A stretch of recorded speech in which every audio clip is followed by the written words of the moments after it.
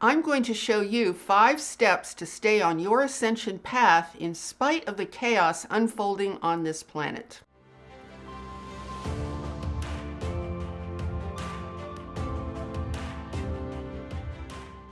Hi, I'm Saratoga Ocean, and I work together with an interdimensional, interuniversal, and extraterrestrial force known as Telstar, along with Archangel Michael. Now, we are at a crucial point on this planet. The controllers are trying everything they can to own us entirely. So in this video, I'm going to show you 5 important steps that you can take to protect yourself and stay on your ascension path of evolution. Step number 1 is to understand the battle we're in and what is at stake. This is a battle for control. Either the controllers control our souls, our lives, and our destiny, or we do. Universal law says that we own the rights to control ourselves. This is why it is so important that we make the necessary effort to maintain ourselves according to that principle. Now, here's what's crucial to remember. Even though the battle appears to be external, we don't want to get overly caught up in that. Our actual power comes from within. The controllers use this external battle to drain our energy and our attention, so we forget to access and build our true power from within. Now, they're not planning to stop with the external battle of controlling us physically. They ultimately want total control of every part of our being. Consider the symbolism of those sharp, pointy things that everyone is talking about. And I think you know what I'm referring to. This is symbolic of their attempt to penetrate our individual sovereignty as beings and own us on the inside, not just on the outside. This is why they're so obsessed with it. It's all about ownership. It's not about health. See, if it was actually about health, I think they'd be fine with a whole lot of other solutions as well. But the problem is those other things do not provide them with the ownership they are seeking. So for them, this sharp, pointy thing is kind of like branding cattle. And that's exactly how they see us. They see us like cattle. So this is really a battle about ownership. Now, here's what's at stake for us. What's at stake is our destiny in this universe. It's not just about planet Earth. So we're talking about 2 major timelines in question: the natural timeline of ascension and evolution, and the artificial timeline of AI. The natural timeline is about evolution, and the artificial timeline is all about control. So what's ultimately at stake is our ability to evolve. They want to stop our natural evolution and use our souls and our consciousness for energy in their artificial timeline. Now, you might wonder, why is this happening now? It's because AI has reached a point of development where they can pull this off on a planetary scale. See, if there was no internet and there was no social media, this would not be possible for them. So the nature of the battle that we're in is all about control. We've actually been controlled for eons without even realizing it. We didn't realize it because they had us anesthetized with rules, entertainment, dramas, and distractions that kept us too busy to be thinking for ourselves. But now the veil has lifted and we can see the controllers more and more for who they really are. And we can also begin to understand the danger we're in if we stay asleep. So step number 1 is to stay awake, understand the nature of the battle, and do what we need to do to preserve our universal right to own ourselves. Now, step number 2 is to align with nature and the universal principles of creation.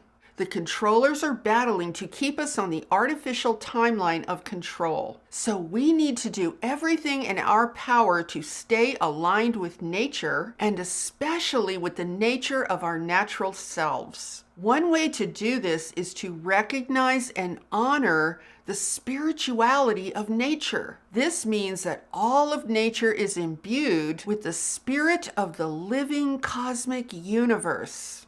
Now, Christianity was the chief weapon used by the controllers to destroy our natural love of nature's spiritual essence. They unleashed tremendous violence and death across the known world in order to stamp out what they called paganism. As an arm of governments and the controllers, the early Christian religions exhibited an absolute intolerance for anything other than the God that they ordained should be worshipped. Anything other than that meant that torture and death were the only justifiable punishments. So the church acted as a violent, genocidal force whose intent it was to slay any unbelievers across the world. This is also the reason for the widespread torture, beheadings, and burnings of so-called witches during the 15th to 18th centuries, when women who were simply healers, nature lovers, and psychics were tortured, hung, and burned at the stake. And during this widespread reign of terror, the church destroyed art, they destroyed libraries, a huge amount of incredible information about natural healing and all kinds of things related to nature that is there to help us. They destroyed all of it, and it was never ever recovered. That is knowledge that we just don't have anymore. See why I tend to get a little bit suspicious about Christianity? I mean, look at their history. Now, I often wonder if this is the chief reason why in Western culture we tend to view ourselves as separate observers of nature rather than as an integral part of the natural world. And believe me, this can really deeply affect our connection to ourselves and our own inner world and our inner wisdom. Because if we separate from the natural world, we are also separating from powerful, beautiful spiritual energies that exist within us as well, along with being separated from the entire universe. So this is really very serious. Now, much of this could all be the result of the earlier Christian reign of terror for anyone who dared to find spirituality and a connection with nature and the earth. So this is something very deep and very ancient that we really need to heal within ourselves. See, the overlords of this planet who functioned as an extension of the coming AI future could not afford to have humans connected to nature at all. So they literally made it a religion to stamp out our deep spiritual connection to the earth, to nature, and to the cosmos. They said it was devil worship, which shows us once again that the controllers always invert the truth. Love of our planet's spirituality and our connection to nature and the universe is what allows us to feel the oneness of all things. So the religious destruction of that beautiful love is an ancient wound that we all need to heal in order to restore our full connection to the natural evolving universe. And in addition to this, we also need to restore our individual connection to our most natural, authentic selves. This is how we restore the natural union between our inner being and our outer natural world. This is necessary in order to bring us into alignment with the natural laws of creation, where powerful creative energy and inspiration is meant to flow through us and then manifest in the most beautiful and loving ways. Now, step number 3 is to restore your sovereignty in this universe. Restoring your sovereignty is a conscious choice. It means to step back and take a wide view of all the ways that we have been controlled individually and collectively. Now, as I've said many times, we are conditioned to comply and obey from the moment we're born. We unconsciously assume that this is natural because we don't see anything else. It's all we know, and it's all we see happening around us. So we live as though a small handful of people and institutions controlling the planetary masses is the way it was meant to be. Like it was ordained by God or something. We are kept completely in the dark about the extraterrestrial universe precisely so we don't see and witness anything else. We are essentially kept in solitary confinement at a planetary level. This is to make sure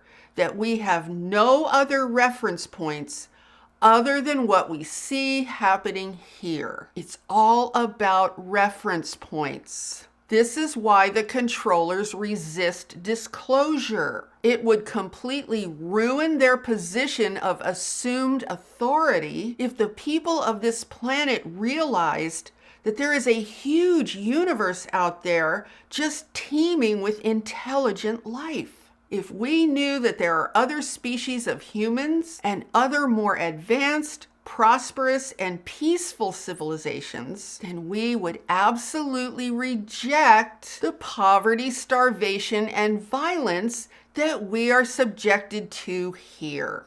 See how that works? They don't want us having any kind of contrast. They want us to think that this is all there is. So as long as they keep us in the dark and brainwash us into thinking that the idea of any other life out there is insane, we will not know anything any different than what we experience here. That's why they ridicule anyone who believes in extraterrestrial life out there. And once again, the church plays a major role in this as well. They claim that there are no extraterrestrials. They say, well, there's only demons out there. Well, that's preposterous. So this environment of planetary solitary confinement makes it much more difficult to declare our universal right to sovereignty because our limited Earth-based context is so incredibly weak. Thus, the mistake that we therefore make is to believe that it's the controllers who have to recognize this right. And guys, that's something they're never going to do. So in this case, we need to tune into what I call our cosmic common sense and listen to our hearts. And I want to add something about the idea of the heart and being heart-centered and coming from your heart, because that idea has been so belittled and so diminished on purpose so that we don't think we have any power. Our hearts are a powerhouse of presence, of connection to the infinite universe. We have been so brainwashed and so lied to when it comes to the issue of our hearts. So keep that in mind and notice if you have any tendency to diminish the power of your own heart. Now, we need to reject the controller's artificial environment of planetary solitude as completely and totally fake. We need to stop feeling apologetic and embarrassed if we believe in extraterrestrials. We absolutely need to call out these controllers on this nonsense. We can start by openly recognizing the ridiculousness of their official and also religious claim that there's no one else out there. They are lying to us. We don't need them to tell us whether or not the universe is teeming with intelligent life. I mean, there are billions of Earth-like planets probably just in our own galaxy alone. So we need to fire these imposters in our minds as the only so-called authorities over our reality. They are liars to their core. And when you recognize that, it will be so much easier to declare to yourself that you now take back your sovereignty at a universal level. Okay, so now step 4 is to deprogram your mind to free your energy and free your intelligence.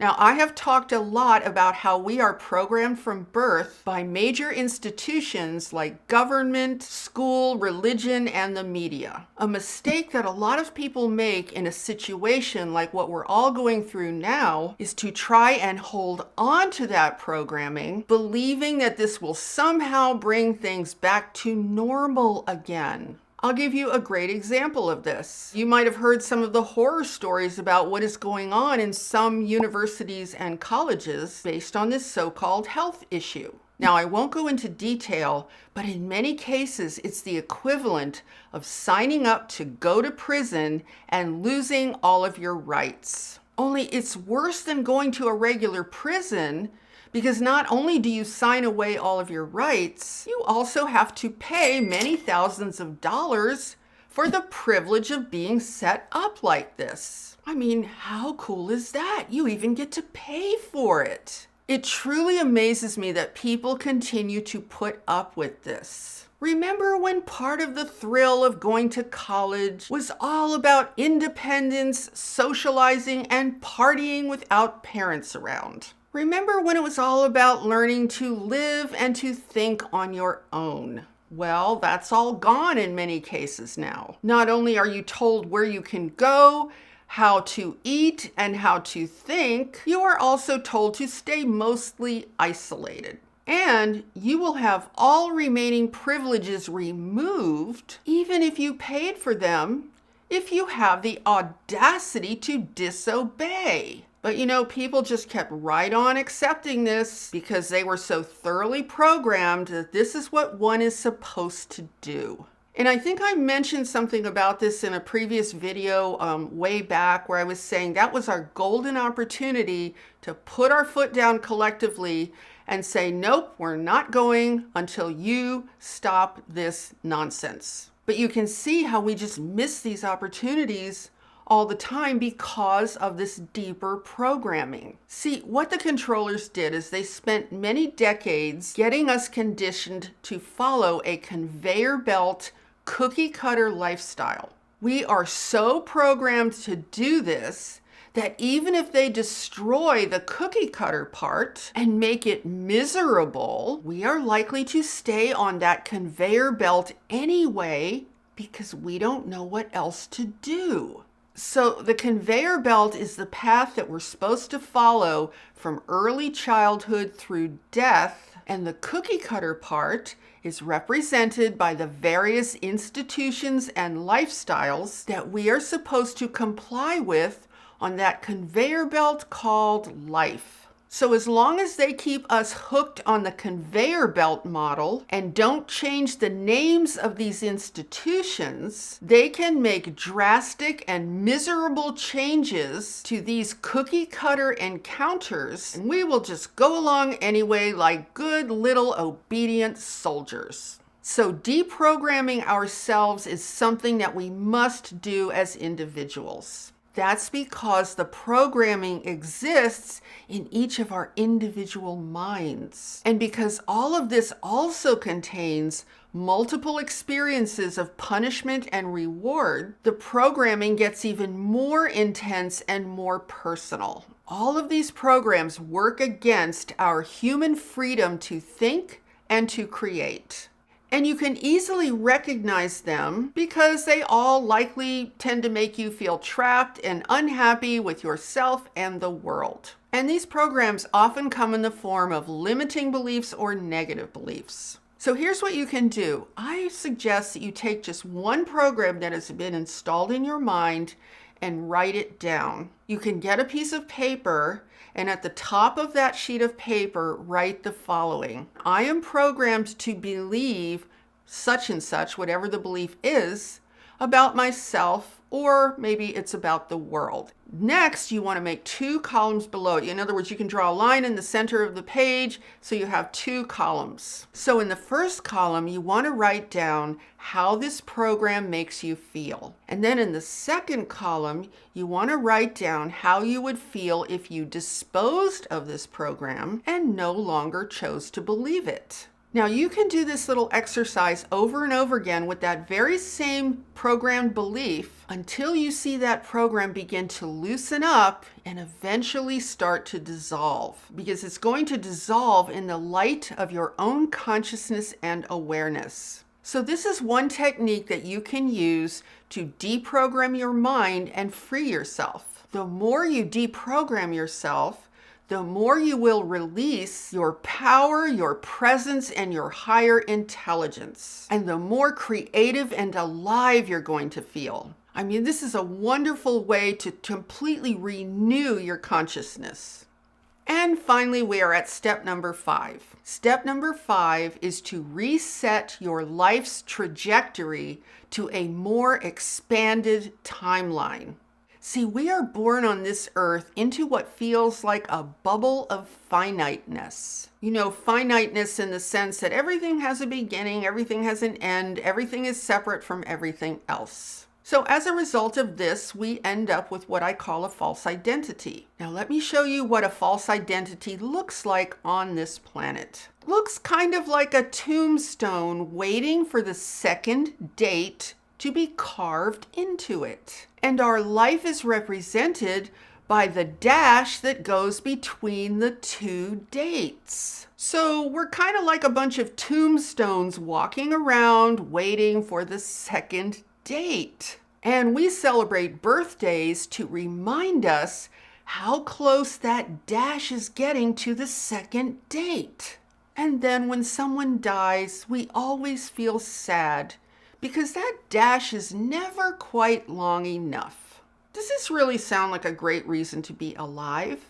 Of course not. This is not who we are, but we are conditioned to live as though it is. And it's kind of weird because that dash does sort of resemble a conveyor belt, right? So you have the first date, then you have the conveyor belt dash that leads you to the second date. So this viewpoint gets us all messed up about ascension and evolution. We start to think that ascension is an event somewhere in the middle of that dash. But here's what you need to know. The ascension timeline has nothing to do with those dates and dashes. It is completely transcendent of this. It can pass through multiple lifetimes or just one lifetime. It depends on the situation. It's far too massive and powerful to be confined to a linear time-oriented trajectory. See, ascension is the engine of evolution,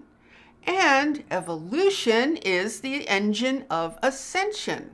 They function as one. So it's really a matter of two things converging. The first thing is our intention and recognition of who we really are as cosmic beings, converging with the present speed of any given planet's evolution. What this means is that we are ultimately responsible for our own individual timeline. So if you want to get on the high-speed track of an ascension journey, you need to stop seeing yourself as being limited to this one particular lifetime. Now, there's another reason for this. We are ultimately going to ascend to a place where there is no death. So if you identify yourself as a limited being who lives and dies accordingly, and you are very attached to that identity, then you are going to slow down your evolution. Now, there's nothing wrong with that if that's what you choose to do, but do understand that it is a choice. So the way you reset your life's trajectory to a much more expanded timeline is you need to understand yourself as a much more expansive being. Because ascension is an ongoing process that ultimately goes way beyond time and space as we know it. So the best thing we can do is to come back to center and truly understand ourselves as infinite cosmic beings instead of as these limited little frames that have two dates with a dash in the middle. And I'm going to add a little bonus point to this step number 5. Because I'm really completing this with also talking about the speed of your ascension. So evolution is always happening. That is just an ongoing process of this universe evolving back into its highest state of being.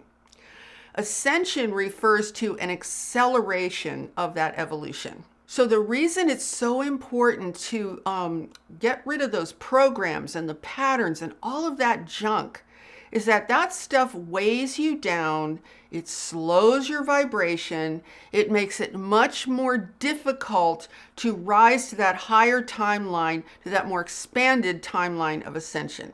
So this is why the inner work is so, so, so important, because you need to do that inner work so that you can release this old dense energy, this stuff that isn't really yours anyway. It was programmed into you. You want to clear that stuff out to free your energy, raise your frequency, raise your vibration. And then it's going to be so much easier for you to bring yourself up to that higher timeline of your ascension journey. Okay, so these are the 5 steps that we can take to stay on our ascension path of accelerated evolution. And I'm going to put each of these steps in chapters below this video in the description. So if you want to revisit any of them, you can find them easily. And I also want to mention that it's not necessary to approach these steps in any particular order. You just want to be mindful of them and then choose which one you feel you need to be focusing on at any given point in your life. Now, if you want to experience a massive ascension accelerator that we call the final elimination of the source of fear, then you can check out my upcoming course, Ascension Power, Trust the Light Within. I'll be releasing this online course sometime later this fall, and I currently have a wait list for anyone who wants to be first to know when this is available. And I'm also going to be giving a secret big discount to my wait list. So if that's something that interests you, I'm going to put a link in the description below this video so you can click that link and sign up to get on the wait list. And then I will keep you informed about how it's going and when the release date is going to be, but it will be later on this fall. So if you enjoyed this video and found it helpful, please give it a thumbs up and share it out with anyone else who you think would benefit from this information. And be sure to subscribe and hit that notification bell, because I am here every Sunday, Tuesday, and Friday with all new videos. And with that, I'm sending you so much love, light, and high vibrational energy, and I so look forward to seeing you in the next video. Namaste.